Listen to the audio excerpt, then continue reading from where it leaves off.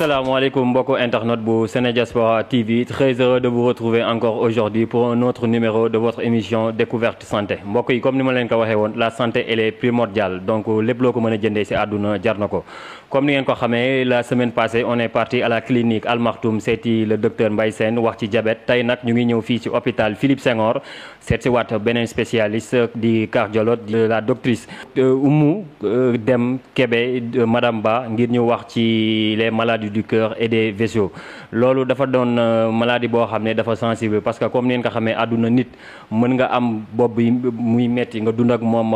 tànk bu dagg nga dund ak moom ak leneen mais cœur dafa doon lenn loo xam ne bu ma ko doon méngalee oto maanaam mën naa wax ne mooy moteur ci nit dafa doon lenn loo xam ne dafa sensible te dafa important. Docteur ñu ngi lay nuyu di la remercier d'accepter notre invitation di la bàyyi nga nuyu ak mbokku internet yi ñuy seetaan. waaw waa Sénédiaspora TV.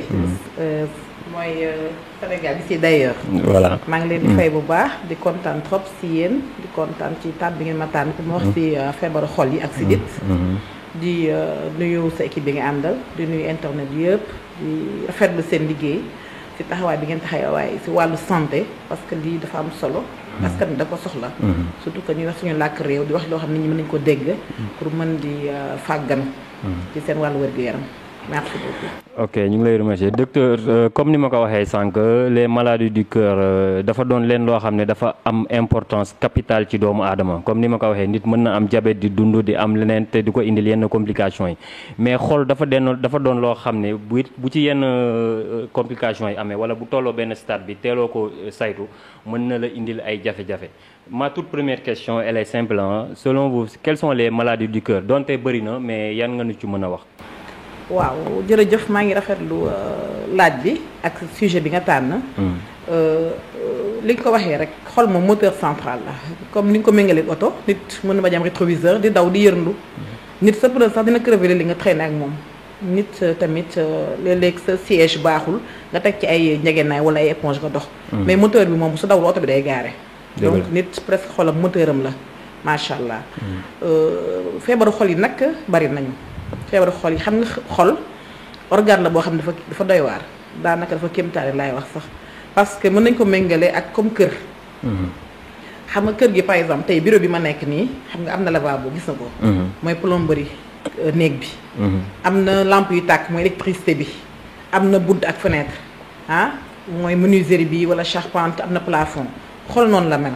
xol am na plomberie am na électricité. am na ay fenêtre ak ay bunt yoo xam ne am na heure bu ñu war a tijjee ko ak heure bu ñu war a tëju. loolu yëpp soo ko boolee benn bu ci nekk ñoom bu feebaree rek dañuy jox classification feebaru xol yi. tey mën naa laal ci plomberie bi. nga xam ne ñoom professeur Mamour yi lañ tuddee plombier ak équipe am. macha allah moom les coronaropathies nga xam ni li koy commencé mooy artériosclérose ak athérosclérose maanaam sidit bi nga xam ni dafa dugg ci biir xol bi. dafay dem ba dafay dëgër mbaa mu am fa takk. bu boobaa day joxe lu ñuy wax coronaropathie. donc loolu plomberie la. am na feebar boo xam ne dañuy wax par exemple trouble du rythme wala de la conduction. yooyu day mel ni courant bi ne ci biir xol bi ni muy doxee moom moo am problème. loolu day joxe ay feebar lu ñuy wax trouble du rythme. am na yoo xam ni cardiopathie structurelle la maanaam mi ngi mel ni néeg bi wax nañu plomberie électricité maanaam fenêtre yi. mooy valvule yi. xam nga valve kër dafa dañ ko séddale ñaari xaaj. daa am xol boo xam ni sa càmmoñ la nekk xol boobu lañ branché aorte mu dem ci yaram bi yëpp di séddale énergie ak oxygène. am xol boo xam ni ko branché à droite ak poumon yi xol boobu muy recevoir li nga xam moo jóge ci poumon yi am oxygène pour joxaat ko aorte pour mu séddalewaat ko donc ñaari xol yooyu bokkul dafa am mur bu ne seen diggante cloison. mur boobu sax bu amee problème dañuy wax shunt. moom day indi cardiopathie structurelle mën na nekk nag loo xam ne ci ëpp judduwaale lay doon ci xale mu koy màggaale wala mu nekk loo xam ne daf koy dab ci feebar boo xam ne ci biir xol bi lay jógee. mën na am tamit lu ñuy wax valvule yi am na mais aussi mën na am lu ñuy wax comment on dit waa shunt yi wax naa ko cardiopathie rhumatismale yi mooy maanaam am na yoo xam ne branchement yi baaxul parce que xam nga xol ay raakool dañu faa juddoo. artère pulmonaire bi jëm ci xëtër yi. exactement raakool bi jëm ci aorte yi. léegi yooyu yëpp bu ci nekk am na noo xam ni bu ci nekk am na foo war a branché mën naa ne man fenêtre bii couloir bii la war a correspondre mais fenêtre bii bés bu béykoo ci couloir bi rek problème am na. ndax deret bi may jël fee amul oxygène warul jaxasoo deret bi am oxygène. d'accord donc loolu yëpp bu ci nekk rek bu lu ci laal rek feebar lay doon ci xol bi boo xam ne xol bi moom parewu pour doxee noonu voilà am na tamit li ñuy wax insuffisance cardiaque l'insuffisance cardiaque moom mën nañ ko méngale ak stade ultime bi nga xam ni feebar yi ma fi wax yëpp bu ñu demee ba kenn mën ba xol bi tàyyi bàyyi mooy insuffisance cardiaque voilà c'est le stade ultime bi nga xam ni xol bi amatul capacité yu doy pour mu jox organes yi li ñu soxla ci énergie ak oxygène bu boobaa xol bi day bàyyeeku ñu sentir ni lii dafa faible loolu mooy insuffisance cardiaque waaw moom tamit tension dina ko indi endocardie di ci biir dina ko indi maanaam enveloppe bi nga xam dafa lal ci biir xol bi péricarde bi mën na ko indi enveloppe bi lal ci biti xol bi cardiomyopathie am na maanaam yoo xam ni cardiomyopathie hypertrophique xol bi day fat day tal ndax tension bi dafa yàgg entraîner xol bi di pousse surcharge pression mu dem ba tal am na yoo xam ne ci bëri héréditaire lañ ko judduwaale par famille lay doon famille yi def ay mort subite par exemple ay cardiomyopathie hypertrophie obstructive yooyu yëpp dañ ko war a xam saytu ko seet ko mu leer naññ waaw loolu yëpp ay feebaru xol la yoo xam ni njalbeen gi lay yem waaw yaakaar naa ni loolu leer na docteur li ma lay laajaat mooy comme ni ma ko waxee woon la fois passée si bi ma seetee le docteur Mbaye Sène dafa am maladie yoo xam ne comme dafa sensible trop donc les premiers symptômes wala les premiers signes nit ki dafay baax mu koy xam parce que après mën na toll stade boo xam ne mën na la indil ay complications nit nan la mën a xamee les premiers signes boo xam ne dafa am feebaru xol quoi autrement dit les premiers symptômes. waaw loolu mooy sémiologie yi maladie yi bari nañ nag mais li ci gën a ràññee la ñuy wax rek pour nga xam nit ki bu ko yëgee war naa dem seeti docteur soit mu seeti généraliste mu orienté ko ci cardiologue soit mu dem seeti cardiologue directement li ci njëkk mooy dënn buy metti douleur thoracique dënn buy metti mën naa làq ay feebaru xol dañuy am sax benn mémotechnique bu ñu koy woowee pied mais mu ngi wax péricardite maanaam enveloppe xol bi wala mën a nekk embolie wala ischémie wala dissection aortique mais yooyu yëpp li ci nekk cardiologue moom mooy spécialiste bi koy xool te douleur thoracique tamit day nëbb loo xam ne li ñuy wax crise cardiaque bi loo xamante ni dafa fatal dafay gaaw a faagagal doomu aadama donc nit ki bu dënnam dee metti na dem seeti cardiologue bu seeti cardiologue nag wala mu seeti généraliste kooku mën na ko def électrocardiogramme kooku xamal ko ni ko yow kat du sa xol bi mooy metti estomac bi la wala yax yi la wala poumon yi la wala da ngay fat ci dara leneen loo xam bokkut ak xol mu soog a seeti leneen mais dënn buy metti li ngay njëkk a def mooy seeti loo xam dañuy éliminer ko cœur comme ni nga ko waxee cœur moteur la te moteur la ñu war a njëkk a éliminer teg ko ne ba pare bu liñ leneen du xol nag ñu xool leneen voilà après yaa fatt bokk na si li nga xam ne day indi cardiopathie yi fatt nit ki dox ba si yàgg man ko docteur yi damaa gaaw a sonn dama daan yéeg escalier ba 4e étage du ma noppalu léegi benn escalier rek laay yéeg di xëxët di apaat di gaaw a sonn nit ki su gisee ni dafay dox di gaaw a sonn buy sangu di sonn buy sëy di sonn lu mu dox sonn war a noppalu na xalaat xëy na feebaru xol mi ngi dugg yaa aussi ni ñuy wax palpitation moom motif de consultation bu bari la maanaam may jëkk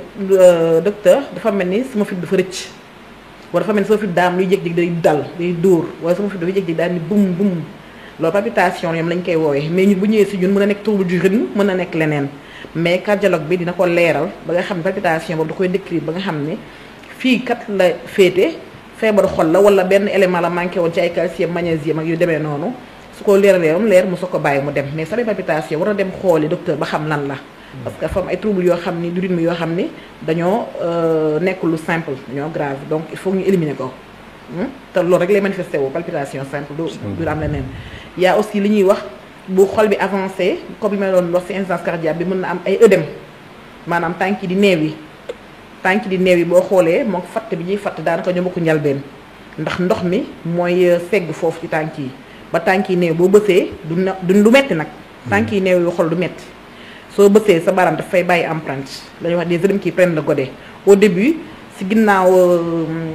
tostan yi lay nekk bu ñëwee ba ci kanam mu nekk ci tànk yi di yéeg ci molo yi ba yéeg ci cuisse yi ba nekk ata dana zark maanaam day nekk ci poumon yi nekk fépp nekk foo laal ndox lay doon waaw loolu ñaare day def feebar xol dina koy def bien que am na yeneen feebar yu indi œdème mais feebar xol da koy def donc su ko patient bi amee war na dem xooli cardiologue bi. voilà donc loolu yëpp am na ay anémie. am na yeneen yoo xam moom ñeneen ñoo ko nduróole ay réew ak yooyu. mais am na ci yoo xam ne daal moom c'est spécifique au cœur. te yooyu noonu ma lay wax su ko amee war a dem seeti cardiologue ñu éliminer xol ba pare. xool leneen. waaw kenn waru ko négliger loolu leer na. maintenant day ñëw ci les facteurs de risque. bu ko nit ki amee bañ a jug parce que sénégalais yi moom comme ni nga xamee dañoo am ci paresse boobu dara dalay metti yi ñu naan lii rek naanal lii jëlal xob bi nga baxal ko yooyu noonu. les facteurs de risque boo xam ne koo xam ne respecté wu loolu wala muy gis signe yooyu nanguwul dem hôpital. waaw facteur de risque yi aussi tamit comme noonu rek classification la maanaam li ngay wax sénégalais dañoo sàggan maanaam sénégalais moom maladie bi nga xamante ni tant que ay bëñ yu metti ñoo leen di yeew ak ay taab ay tànk yu damm yooyu ñoo leen yóbbu hôpital. mais lépp loo xam ne du metti ci biir du yuuxu ñoom xamuñu loolu effectivement waaw ñoom buñ duggee ci gétt gi bay yuux la ñu may ñu naan mais ñu ni pat dañ leen di bàyyi ñu mar sénégalais noonu lay seeta yaramam lépp loo xam ne sonalu ko day toog jàpp ñàmbaram te ce qui est dangereux mooy dañ seetlu ni facteur de risque yi nga xam ne ñooy indi problème cardiaque ñaari du metti moo tax problème cardiaque dangereux fii ci suñum réew parce que facteur de risque yi am na ñaari catégorie am na facteur de risque yi nga xam ne yoo xam ni modifiable la maanaam mën nañ ko soppi am facteur de risque yoo xam ni non modifiable la maanaam kenn mënu ko soppi par exemple facteur de risque yi nga xam ni kenn mënu ko soppi say at ci la bokk mënoo soppi say at nee nañu ki nga xam ne daa mag moo ëpp risque am problème cardiaque ki nga xam ne dafa ndaw. effectivement facteur de risque yi nga xam ni le sexe ci la bokk maanaam ku góor moo gën a am problème am risque ku jigéen. donc âge dugg na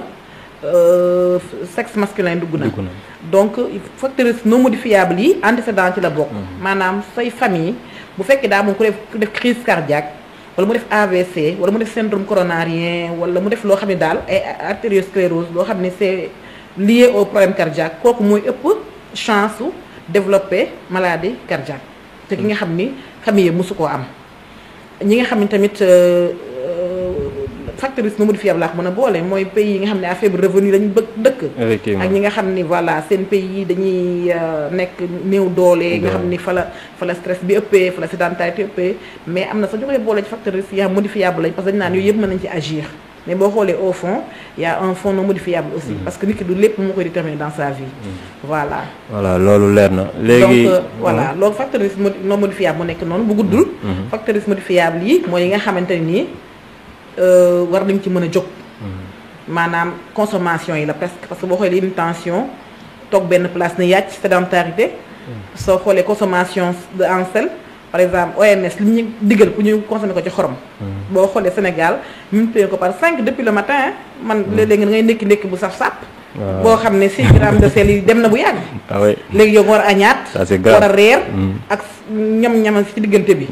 maanaam ba pare xam nga loolu day rigidifier artère pare day sonal xol bi donc loolu yow yaa ngi yokk say facteur de risque donc yi nga xam ne dafay régler boppam di yar boppam bàyyi jimbo ak magique ñoom seen mu yéen ñaar bokku leen avenir ci problème cardiaque exactement am na tamit ñi nga xam ne dañoo am yaram am na ñi nga xam ne dañoo am yaram jéemuñu dara seen bopp parce que yaram dara obésité bi quoi obésité dañu naan obésité waaw c'est familial héréditaire mais lépp lu agi da nga ciy am résultat ci obésité je donne un exemple mon maître le professeur Aïda Sylla me disait camp de concentration yi ak daara yi doo fekk xale bu obèse donc ça veut dire que c'est juste un équilibre entre li dugg ak liy génn effectivement donc koo nga xam ne dafa obèse mën nañ ni kooku mën na modifier yaramam di def xool surveiller lekkam en faisant aussi du sport beaucoup de sport di yëngatu parce que y a un déficit entre les entrées et les sorties bu bilan déficit yi rek stockage am d'accord il y a aussi ce qu'on appelle l'alcoolisme ak tabagisme xam nga ñaar yooyu nit mën na koo bàyyi ndax benn instant boo koy commencé yaa koy tey bien que ba nee ba si biir sa sagoo dootu ci dootul liéew ak loolu day am li nga xamante ni accoutumance bu sévère comme drogue mais lu nit mën a agir la ndóot ak sa at yi nga xam ne wala sa sexe yi nga xam ne nga juddwaale ak moom donc alcool ak tabagisme et clin d'œil à docteur Adja Mariétou Diop moom xam na bu baax ci li cigarette def si xol ak si sidit waaw di jàpp sa ngóora te yàq say bët yàq say tànk ñu amputé la xam nga kooku ndurawut ak devenir ki nga xam ne nii masul dox effectivement voilà donc yooyu yëpp dañ koy saytuwaat di ko seetaat ki nga xam ne day sport di yëngatu fu mu toll fonk yaramam xool li muy lekk di lekk ay légumes yu frais di lekk ay fruits frais kooku bokkul ak ki nga xam ne daa toog këram di ràcc daxinam ràcc mu dellu defal maxalu taatu ma tem bu sax ah xam nga ni waaw xam nga ni kooku drote ki nga xam ne day sax bu lekk jotee moom day naan je fais une portion de comme si ma kii bi portion de légumes frais portion de protéines portion de céréales complet bokkul voilà ku nekk daal yaay dafa mel ni yaay choisir li nga xam ni moo lay aar voilà dëgg la loolu leer na docteur sama beneen question mooy comment réduire les charges de maladies cardiovasculaires parce que am na sénégalais yu bëri yoo xam ne mën naa wax seen loxo jotul seen ginnaaw donc bu ñu amee yenn maladies yi nan lañ mën a def le plus naturellement possible wala am na ay lekk yoo aliments yoo xam ne dafa baax ci xol boo leen doon digleel yow lan nga leen di digal waaw loolu moom dafay rejoindre rek li ñu doon wax léegi exactement parce que boo xoolee facteur de risque yi néew ñu ay maladies ay facteur de risque lañ wax maanaam loo xam da koy sabab du ma xamee nag lii su ma ko tegee fii lii def nii du ma ko dindi c'est-à-dire que lii sabab rek ngay agir ba pare Sénégal dañoo bokk ci pays yi nga xam ni dañoo tardé ci wàllu maladie non transmissible Sénégal laay wax ak africain d'une manière générale parce que boo xoolee ñun ba 2015 avant enquête STEPS di ñëw mun ñu la wax ñun suñu tension ak suñu diabète fan lañ toll suñu réew tey jii lañ mën a wax ni ñetti Sénégal yooyu jël kenn ki da am tension te loolu mooy li ñu gis am na yoo xam ne kon ça veut dire que mën na fa ñu egg ndax 30% de la population hypertendue avec l'enquête du professeur Abdou Kane dans le Nord 46% des Saint-Louisiens sont hypertendus bien que ñoom waa Ndar bañ nañ ko mais seen ceeb bi nii nekk seen njar yu neex yi du ko mën a ñàkk waaw donc voilà donc loolu dañ ci tardé ci wàllu prévention parce que OMS li ñuy laaj mooy yi nga xam ne day laaj ay chi bala ngeen agir foog ñu xam fu ngeen toll ci mbir mi bala ñu leen a jàppale boo xoolee bu baax ñiy dimbali ci wàllu prévention ci faj bi santé publique bi boo xoolee ñi ay dañuy wax mortalité ba toll na infantile ñi ñàkk seen bakkan ci bu ñuy jur doom affaire tuberculose paludisme mais soo xoolee amul benn programme boo xam ni mooy dimbali maladie non transmissible côté cardiaque ay HTA ay diabète wala genre yooyu donc ñun ñoo war a agir suñu bopp dégg nga balaa kenn laax jaay da ngay laax lekk ñun ñoo war a jóg ci suñu bopp wàññi xorom bi ñuy consommer par exemple loolu c'est un fait xorom boo ko wàññee lu bëri di nga ko wàññi ci facteur de risque yi soo wàññee sa suukar di nga wàññi sa facteur de risque parce que diabète facteur de risque cardiovasculaire exactement voilà day dugg ci biir facteur cardiovasculaire donc diabétologue cardiologue ñoo leen moom donc voilà loolu dafay am parce que le diabète xam nga sang bi day visqueux plaque athérome bi day instable xam nga loolu yëpp day détaché wu day am risque de thrombus yeeg yooyu yëpp xam nañ ko d'accord loolu yëpp boo ko wàññee ba pare mu des li nga xamante nii politique de santé globale lay doon par exemple tey war nañ mën def ay vignettes ay étiquettes ay capsules yoo xam ne à la télévision à la radio ci réseaux sociaux yi ci médias yi par exemple yéen ni ngeen def nii par exemple macha allah nit yi mën nañ ci xam lu bari mais am na yoo xam ne état moo ko doon def mais suñu télévision ci rajo ñoo fa nekk les médecins traditionnels waaw bëri nañ fi de Sénégal non télé boo dégg ubbi ñoom ngay dégg mais l'autre population li ñu dañ ci moom mais dama lay fekk si loolu lan bon selon vous xalaatoo ni par exemple comme li ma la ko wax sànq sénégalais ñu bëri seen loxo jotul seen gannaaw xalaatoo ni comme par exemple bu ñu seetaanee benn médecin traditionnel mu wax la par exemple da ngay jël xob bi nga baxal nga lii ak lii nga foog ne loolu tamit du gën a yomb ci sénégalais bi ka mu dem jëndi garab loolu ay dóor la rek médecin traditionnel ñu gën a cher foofu médecin moderne fii di ngi 3000 francs de fii li ma ngi leen 50 gi ku nga gis ma man 3000 francs ngay fay demal kër sëñ xaw ma nan njaay wala demal kër benn médecin nga xool traditionnel ticket bi ngay jël noonu pour toog rek la xaar mais soo paree ba mu dugal la seen genre boutique yooyu ñuy jaay seen xonjam ba defal la bilan da nga fay benn 40 000 benn 50 000 donc loolu ay naxee mbaay la rek yooyu ay daan xel la rek ay ndongo daara lañ xam nañ comment ça se passe mais li ma la bëgg a wax mooy ñoom au moins il communique loolu mënu leen ko bañal te communication dafa baax si nit xëy na ñoom amuñu ay lu leen tere communiquer maanaam publicité yi ñu tere ñun ñoom terewuñu leen ko jëluñu publicité à longueur de journée joxe seen numéro téléphone nit dañuy am affluence si ñoom ñëw mais aussi dañuy communiquer bu baax di expliquer d'accord et puis médecine traditionnelle du lépp moo bon aussi yaa am na loo xam ne ay garab yu ñuy fajee mais dañ ko régulariser wul donc loolu dama doon expliquer loolu par rapport aux médias audiovisuels que ni médecins yi war nangoo dem devant les médias di expliquer seen ay spécialité parce que nit yi bu ñu xamee rek dañuy adhérer ci seen traitement te malade bu adhérer ci traitement moo gën a yomb bu faj téeméer junni malade bi nga xam ne da nga ko imposer waaw bu jeexee garab bi jeex da koy teg fële wala bu garab bi chéré mu teg ko fële bu gisul tam mu teg ko fële alors ki nga xam ne expliqué nañ ko noonu lépp moom benn politique la boo xamante nii dafa mel ni moom mooy faj boppam yow da nga koy jàppale rek donc suñu médias yi au lieu ñuy wane tout le temps ay clip bu Wally Seck di wane ay buzzu xulóowu Kouthia ak Aïssatou Diop Fall mais nañu dimbali ngir yàlla ñi def ay capsules yu ndaw vraiment di dimbali askan bi di leen yee ci seen santé société savante yaa ngi fii boo jëlee Sofeccar boo ko laajee mu wax la boo jëlee société diabétologie boo ko laajee ñu manqué alors que dans les pays développés amul loolu foofu bu canicule amee sax dañuy génn naan leen ndox may leen mag ñi ndox def ko télévision bi ñëpp di ko gis tu vois est-ce que loolu mën nañoo yam mënuñu yam ñun LMD lutte musique danse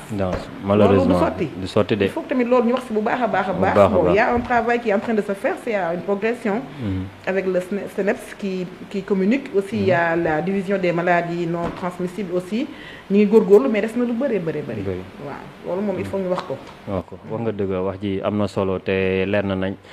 nous sommes dans la dernière ligne droite de cette émission docteur suñu avant dernière question mooy maladie cardiovasculaire ak maanaam xol yi nii est-ce que nit da koy judduwaale wala mën nga dem ba sa diiru dund mu dab la. oui les deux. ok c'est-à-dire que y a ce qu'on appelle les cardiopathies congénitales am na cardiopathie structurelle ak loolu xam ne dafay dab am na les cardiopathies congénitales c'est très bien connu xale bi da koy judduwaale depuis bu mu koy yaay ëmbee ci biir bi la koy dal. soit ñu def diagnostic anténatal ñu xam ne kii kat avant muy judd amoon na cardiopathie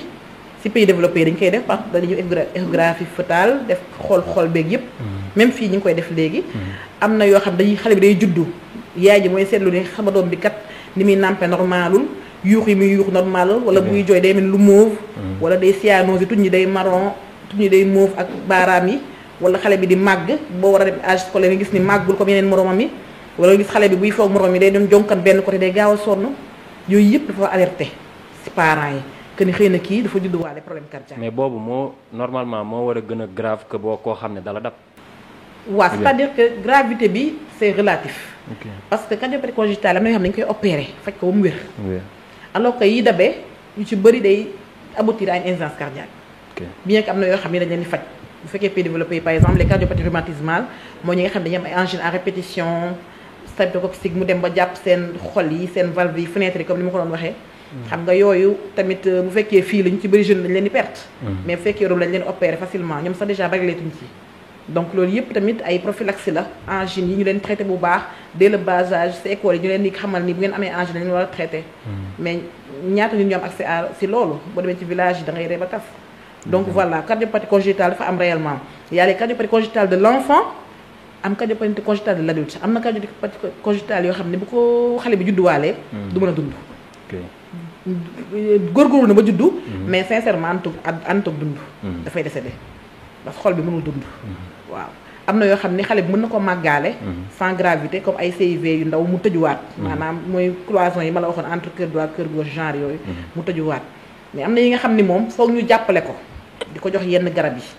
waaw laa ba si yàgg bu matee ñu opéré ko mais am na yoo xam ne aussi bu fa eggee opéré du mën a nekk day irréversible waaw mooy mag ñi nga xam ne nit dañ màgg moom duñ gudd fan tamit voilà loolu moom dëgg la moom ndax gis naa ci ñu ma xam ñoo xam ne loolu moo leen daal léegi sama laaj bu mujj mooy comme par exemple loolu bu dalee yaay ji par exemple parce que j'ai tendance à voir ça que jigéen bu am ay maladies cardiaques pour nga am grossesse bu normal wala bu def ba termam day jafe te risque la tamit il paraît dëgg la waaw dafa am lu ñuy wax dafa am cœur et grossesse maanaam am na ñoo xam ne dañuy am problème cardiaque ci ëpp dañ leen di wax ñu def contraception bu ñu ëmb mais comme on dit aussi doom yàlla koy tudd am na ay cardiopathies yoo xam ne compatible na ak grossesse mais dafa demander suivi bu régulier ici au niveau de l'hôpital ak le professeur Maguette Mbaye sa collaboration dañuy def loolu d'accord donc dañuy suivre benn yaay boo xam ne par exemple am rétrécissement mitral ñu digaloon ko bu mu ëmb mais bu ëmbee du ñu ko rayal sa doom wala ñu ko avorteel dañ koy def bu fekkee xool nañ ni grossesse bi ànd na ak cardiopathie bi dañ koy accompagner di ko accompagner parce que am na garab yoo xam mënu ko jëlati parce que day toxique ci doom bi am na garab yoo xam ne boo ko doon faj moom yaay ji mënatu ko jox xam nga day daal di compliqué donc day sonn donc sonn boobu day laaj suivi régulier parfois sax am na yoo xam ne hospitalisé yaay ji ay 3-4 mois di ko surveiller tous les jours ba keroog muy accoucher donc jigéen ñi aussi ñu ngi leen ñaaxaat surtout seen góor yi ñu am problème jëkkër yi léeg-léeg nga wax jigéen bu mu ëmb mu d'accord jëkkëram ñëw ni ko doo fi planningé. waaw loolu moom gis nañ ko fi moom. man tous les jours fii. jigéen ñi ñu ñaan dañuy woo seen jëkkër ba fii ñëw pour ñu wax ak ñoom mais su ngir yàlla góor ñu ngi leen dim ñaan yàlla bakkan dafa foor te bakkanu yaay dafa foor. ndax yaay mooy defar doom. ngeen dimbali seen soxna yi bu ñu leen waxee nañu planning ne seen xol yi atum ëmb bi ngeen jàppale leen. parfois aussi xol bi dina ko attan mais garab yi muy jël moo ànd ak ëmb. exactement. voilà am na ñoo xam anticoagulants yi jël ak yooyu yëpp ànd ak ëmb dañuy obligé arrêté yéen anticoagulants yi di jox leen anticoagulants yoo xam dañ leen koy piqûre te yooyu dafa cher. benn paquet 10 000 lay jar par jour nga war ko def matin et soir pendant 3 mois xam nga loolu dafa metti ñoom amuñu moyens yi donc kooku yaay jooju yaa ngi koy sànki moom doom yëpp dañuy mujj mar de yem fii donc il faut que loolu aussi ngeen jàppale ñu ci sensibilisation boobu xam naa prochainement di nga def ak cardiopathie congénitale yi. exactement di gën a leer au niveau de Fann. ak les spécialistes. voilà loolu moom nañ ko def docteur suñu émission jeex na vraiment on te remercie de ta disponibilité ak d'accepter notre invitation ñu ngi lay bàyyi nga joxe sa kàddu gu mujj ak ban message ngay lancé quoi. waaw sama message bi may lancé moom comme d'habitude message de prévention la. parce que dama naan man robinet bi boo dekkee sa kër robinet bi yàqu nga jënd sa téeméeri serviette ku ne nga jox ko naan buy kulee ngeen di fomp boo plombier muy defar robinet bi moo ko gën Sénégal loolu la ñuy def robinet bi ci kër gi day yàqu ñu jënd téeméeri serpillière ku ne ñu jox la sol casquette nag serpillière daayira diw serpillière waaw serpillière waa Pastef serpillière waa APR ku ne mopp te war a defar robinet bi di màpp naan waa maa màpp zone bii te plombier bi dañu waroon a woo rek mu def robinet bi ñëpp am jàmm vraiment voilà lu ma daal sama message loolu laa koy lancé anecdote boobu laay joxe que ni vraiment au lieu ñu jënd serpillière ku ne ñu jox la daan màpp leen nañu tëdd robinet bi problème cardiaque problème tension problème diabète problème sucre problème sédentarité ñàkk yëngatu yooyu yëpp il faut agir en amont. Exactement. C'est de la prévention parce que mbir mi ne këtt ni jonn suñu kaw bu soobee yàlla ñun amuñu moyens yenn yi donc du sotti waaw maa ngi gërëm ñëpp di sant ñëpp leen remercier aussi seen confiance ak seen déplacement yëpp di gërëm aussi waa les femmes médecins du Sénégal Prochic Info yi nga xam ne dañu wóolu chaque fois aussi dañu permettre ñuy def sensibilisation ak prévention. ok voilà mbokku internet yi comme ni ngeen ko gisee émission bi jeex na découverte santé numéro 2 tey ñu ñëwoon ci Philippe Senghor seet si madame Ba ngir ñu wax ci les maladies du cœur et des vaisseaux yaakaar naa ne li mu wax leer na elle a été pertinente te yaakaar naa ni faram-fàcceel na leen tontu na leen tous les questionnements yi ngeen xam ne dañ ko doon am à propos des maladies cardiaques rendez-vous est prise la semaine prochaine ñu demaat ci beneen hôpital seeti beneen spécialiste ndax découverte santé comme ni ma leen ko waxee woon lépp lu leen réer lépp loo leen di laaj ci seen biir wérgu yaram fii ngeen koy xamee fii lañ leen koy tontoo di remercier aussi Yaay Fatou Ndiaye moom mi nga xam ne mooy coordonné émission bi ñoom moom mooy booleek les spécialistes di ko remercier bu baax ndax jàpp na ci liggéey bi di remercier aussi Modou à la caméra Amady et toute l'équipe technique et éditoriale di leen jox dig daje beneen yoon ci beneen numéro jërëjëf Séné Diaspora